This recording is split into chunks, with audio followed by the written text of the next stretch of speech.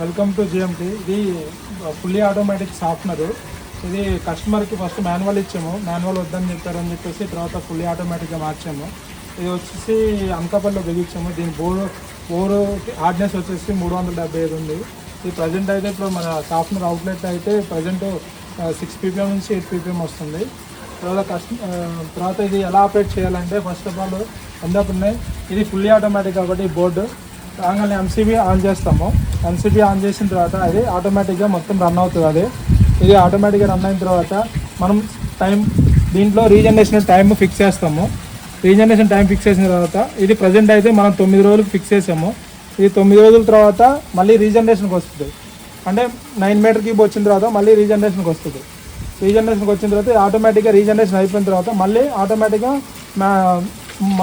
Mode change అయిపోయి మళ్ళీ మామూలుగా ఇలా వస్తుంది. దీంట్లో మనము సాల్ట్ అనేది మిక్స్ చేసుకుంటాం.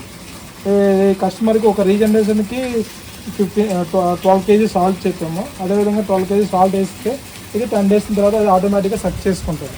సక్ చేసుకున్న తర్వాత ఇది ప్రజెంట్ అయితే బోర్డ్కి హార్డ్నెస్ వచ్చేసి 365 ఉంది. ఇప్పుడు ప్రజెంట్ సాఫ్ట్నర్ అవుట్లెట్ వచ్చేసి 8 ppm వస్తుంది. Okay, thank you.